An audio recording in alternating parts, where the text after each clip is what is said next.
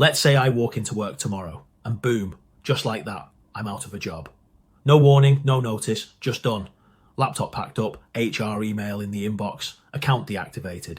It happens. It happens to great people. And if it hasn't happened to you yet, chances are it will at some point. So, what would I do? I wouldn't open a job board. I wouldn't go straight to Indeed or LinkedIn jobs and start firing off CVs into the void. That's not how you bounce back quickly. That's how you burn out and end up wondering why no one's calling. First stop, LinkedIn. Because before anyone even sees your CV, they're checking your profile. Recruiters live on LinkedIn. It's your digital shop window. If it's out of date, vague, or full of fluff, that's costing you opportunities. So first thing I do is make my headline clear. Not open to work, not exploring new opportunities. That tells people nothing. I'd write something that says exactly what I do. Role title, key skills, maybe industries, something like digital marketing manager, paid social and SEO, e-com and DTC specialist. No poetry, no clever phrasing, just keywords. Clarity wins. Then I check my job titles. You might love your quirky internal title, Customer Happiness Ninja, Team Wizard, Workflow Whisperer, but recruiters don't search for those. You need job titles that make sense outside your company. If you were basically a customer success manager, write customer success manager. Next, skills. This part's boring, but it matters. LinkedIn literally uses your skills list to match you with jobs. If you're in data and you haven't listed SQL, Excel, Power BI, you're not showing up in searches. So I'd go in, check it, add the right ones, and make sure they're up to date. Then I'd scroll down to the featured section. Most people ignore this, but it's prime real estate. If I'd written a post recently, maybe a summary of my experience or an update on my job search, I'd pin that there. If I had a portfolio, I'd link to it. Maybe even upload a copy of my CV. Leaving this section empty is a missed opportunity. Then I turn on Open to Work, the green banner. I know some people still feel weird about that. They think it looks desperate, but honestly, it's just visibility. It tells your network, recruiters, and the algorithm that you're looking. It's not a cry for help. It's a signal. And when you're job hunting, you need to be seen. But I wouldn't stop there, because having a good profile is passive. What I do next is tell people I'm looking. If you're not posting on LinkedIn, you're basically invisible. I'd write a clear short post, not a sob story, not a life update, just a straight up announcement. Who I am, what I do, what I'm looking for, and how people can help. Something like, unfortunately, I've been made redundant and I'm now open to new roles in your area. I've got experience in X, Y, and Z. If you hear of anything or know someone hiring, I'd love to connect. That kind of post works. It gets traction because people want to help. They just need a reason to. And when they know what you're looking for, they can tag others, share it, or slide into your DMs with a lead. It's not begging. It's just being proactive. And if you're thinking, yeah, but I don't have a big network, that's fine, because the real value isn't just in your close connections, it's in your loose ones. So the next thing I do is reach out to my wider network, not just ex-managers or work friends, people I haven't spoken to in a while, people I met at events, old colleagues, anyone who might be 1 or 2 degrees away from a decent lead. It doesn't need to be awkward, it's just a quick message. Hey, hope you're doing well. I'm currently looking for new opportunities in your area. If you hear of anything or know someone hiring, would really appreciate if you kept me in mind. That's it. Most people are happy to help. They just need to know you're looking. At this point, I haven't even touched my CV yet. And that's deliberate, because what you want if you've just lost your job is momentum. You want conversations, visibility, people pointing you in the right direction. That all starts before the CV even lands in someone's inbox. And when you start getting messages or comments on your post or referrals from friends of friends, that's when you want your profile to be sharp. Because if someone clicks your name after seeing your post and your headline's vague, your experience is outdated, and there's nothing in your featured section, you've lost them. So that's what I'd do on day one. I'd get visible, fast. I'd make sure people know what I do, what I'm looking for, and how to help. And once that's rolling, then I'd open up my CV and get that sorted properly. So after sorting my LinkedIn and getting visible, the next thing I'd do is fix up my CV. And not just for the sake of it, not because it's what you're supposed to do when you lose a job, but because when people do ask to see it, it needs to land. It needs to back up everything they've just seen online. And I treat it like what it actually is, a personal marketing tool. Not a historical record, not a diary of duties, a sharp, focused document that shows someone in 6 seconds why I'm worth a call. I'd start with the top. That first section of the CV is prime real estate. It needs to work hard, so I'd write a clear, specific professional summary. who I am, what I bring, and where I'm aiming next. None of that results-oriented self-starter stuff. Just the facts, straight to the point. Something like operations lead with 8 years experience driving efficiency, process improvement and team development in fast-paced environments, delivered multi-site rollouts, reduced onboarding times by 30%, and managed teams of up to 20, currently exploring senior level roles in service ops and transformation. Now that tells me something. It gives context. It shows trajectory. It actually gives the reader a reason to keep going. Then I drop in a skills section, but only relevant skills. Not soft skills like leadership and teamwork. That's expected.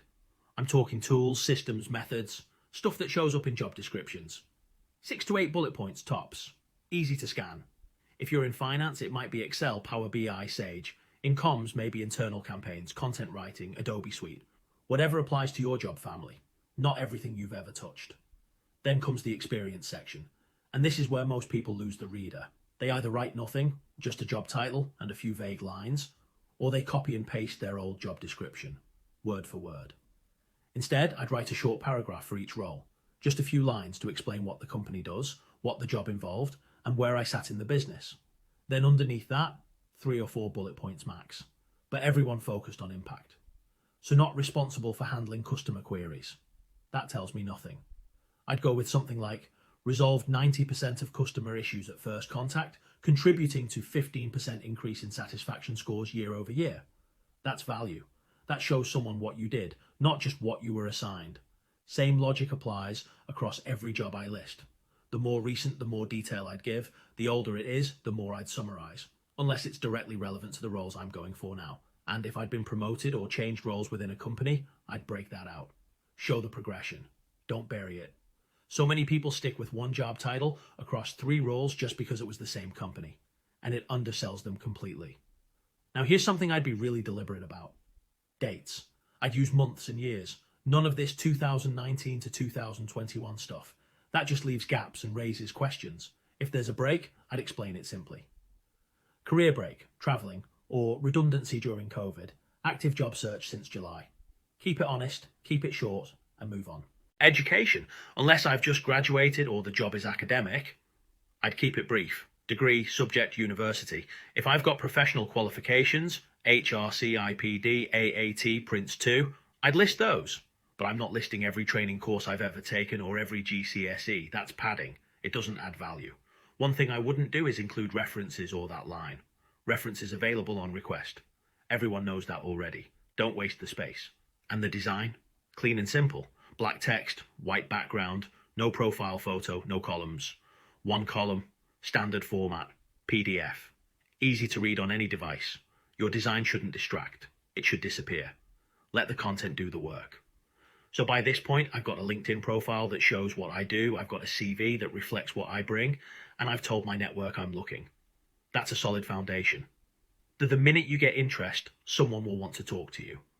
And if you're not ready, if you haven't spoken out loud about your experience in months, you'll trip over your words. You'll give vague answers. You'll waste the chance. So now I've sorted my profile, my CV's sharp, and I've told people I'm looking. The next step is interview prep. Because let's be honest, this is where most people fall down. They get the call, they book the slot, and then they just hope for the best. Maybe they glance at the job ad again. Maybe they write down a few strengths, but there's no real prep. Just blind optimism and nerves. That's not a plan. If I just lost my job and I was back on the market, I'd treat interview prep like a workout. Short, focused, and regular. You don't need to study for hours. You just need to get your brain warmed up. You need to hear yourself say things out loud. Because how something sounds in your head and how it lands in the room are 2 very different things. So here's what I'd do. First, I'd grab the job description and actually read it properly. Not skim it, read it. What are they really hiring for? What problem are they trying to solve by bringing someone in? What's repeated more than once? What's clearly important? I'd make a short list, just for myself. Key skills, common themes, anything that feels like a priority. That's the lens I'd use when talking about my experience. Then I'd prep the obvious questions, and I mean really prep them. Not just scribble notes. I'd say them out loud like I'm in the interview already. Tell me about yourself. Why this role? What are your strengths? A time you dealt with a challenge. A time you led a project. Why did you leave your last job? All the classics. You know they're coming. So don't wing it. For each one, I'd have a rough story in mind. Not a script, just the key points. Situation, task, action, result. The STAR method, but done naturally. Let's say they ask about handling pressure. Instead of saying, I work well under pressure, I'd tell a story. In my last role, we had a system outage the day before a client deadline. I coordinated the fix, reprioritized the workload, and we delivered on time. It wasn't fun, but it got done. That's what they remember. The story, not the buzzwords. And I'd practice pausing. People think they need to rush through answers, but taking a second to think makes you sound more confident, not less. You can literally say, good question. Let me think for a second. That's fine. That's human. What you don't want is panic rambling for 3 minutes and forgetting the point halfway through. The other thing I'd prep, and this is where most people don't go deep enough, is my questions for them. Not just, what's the culture like, or what's a typical day? Anyone can Google those. I'd ask things that give me real insight, like, what does success look like in the first 6 months? What's the biggest challenge your team's facing right now? How do you like to manage people? What does progression look like in this team? How do you handle feedback across the company? That's how you get past the surface level stuff. That's how you figure out what it's actually like to work there. And yes, interviews go both ways. I know people say that all the time, but it's true. You're not just trying to impress them. You're trying to work out if this team, this manager, this business is going to be the right move. Because the last thing you want is to jump at the first offer and end up in a worse situation. If I was prepping for interviews, I'd also do a bit of digging on the company and the hiring manager. Not hours of stalking, just enough to understand what they do, what space they operate in, and who you're talking to. I'd check their website, scroll through LinkedIn, see if the person interviewing me has shared anything useful, or if they've got a track record of team development or good feedback from others. Gives you a bit of context, makes it easier to connect. Now, if you're thinking, but I hate interviews, I get nervous, I freeze, I waffle, that's normal. The fix isn't more information, it's practice. I'd literally record myself answering 2 or 3 common questions, just on my phone. Doesn't need to be slick, and then I'd watch it back. It'll be painful, yeah, but it works. You'll spot things straight away. You'll notice where you ramble, where you lose confidence, where your examples don't quite land. You can tighten it up without turning it into a script. The goal isn't perfection, it's clarity. And once you've done that a few times, you start to build momentum. You go into interviews more relaxed. You're not second guessing yourself. You're not grasping for stories. You're just having a conversation, one where you're actually ready to show people what you bring. So let's say I've got a few interviews under my belt now. Maybe one's gone well, one's been a bit average, one's ghosted me completely. Which, let's be honest, happens. Now it's about keeping momentum and not losing your head. Because the job search can mess with you. One day you're hopeful, the next you're questioning everything. You get your hopes up after a second stage interview, you think it's in the bag, and then nothing. Or worse, the classic. You were brilliant, but we've decided to go with someone else. It's easy to take that personally, but you can't let rejection become proof that you're not good enough. You have to see it for what it is. Information. If I didn't get the job, I'd pause and take 5 minutes to reflect. Not spiral, just assess. What worked? What didn't? Did I waffle through my answers? Did I sound unsure? Was there a question that threw me? Did I actually want that job? Or was I just chasing something because I felt I had to? That reflection is gold. Because most people don't do it. They just move on to the next application without learning anything from the last one. And if feedback comes in, even better. Use it. Most companies won't give you much, but if they do, pay attention. Don't take it as criticism, take it as data. If they say you lacked clarity, get clearer. If they say you didn't seem engaged enough, work on your energy. These aren't attacks, they're clues. But most of the time, you won't get feedback, so you have to create your own. You've got to treat every interview like a rep in the gym. Each one builds the muscle, confidence, clarity, composure. It's not wasted time, even if you don't get the offer. It's training, and the more reps you do, the sharper you get. Now, while that's happening, I'd keep the outreach going. Not just applying for jobs, messaging people, reconnecting with old contacts, following up with people I spoke to a few weeks ago, because job searching isn't just a numbers game, it's a connections game. And if you sit back waiting for the algorithm to match you with the perfect role, you'll be waiting a while. So I'd start identifying companies I actually want to work for. Not just one's hiring right now, one's doing interesting work, one's where I like the culture, the mission, the direction. I'd make a list of maybe 10 to 15 of them. Then I'd find the hiring manager or someone on the team, and I'd send a simple direct message. Something like, "Hi, I've been following your company for a while, and I really like the work you're doing in area. I've got experience in X, Y, and Z, and I'm currently looking for new opportunities. If you're ever hiring someone with my background, I'd love to connect or send my CV across. That's it. You don't need to pitch hard. You just need to show up on their radar. Some won't reply. Some will say thanks, but no. But some will say, actually, we've just started looking for someone like that. And that's how you get in early, before the job ad even exists. And I do that consistently. Not just once, a few messages a day. That's how you build momentum. You don't sit around hoping something lands. You make small moves every day that keep the engine running. Now let's talk about mindset, because this is what will carry you through the rough patches. When you're job hunting, it's easy to lose confidence, especially if weeks go by without much movement. But you've got to remember, the goal isn't to apply for hundreds of roles. The goal is to land one. One good offer, one right fit team, one opportunity that puts you back on track. So don't burn yourself out chasing every listing you see. Be intentional. Focus on the roles that genuinely interest you. Focus on showing up well in conversations. Focus on building relationships, not just sending applications. If I lost my job tomorrow, I wouldn't treat it like a crisis. I'd treat it like a campaign. Get visible, sharpen the message, talk to people, prepare properly, learn from every round, keep moving. That's how you bounce back. That's how you avoid panic applying for a job you'll regret in 6 months.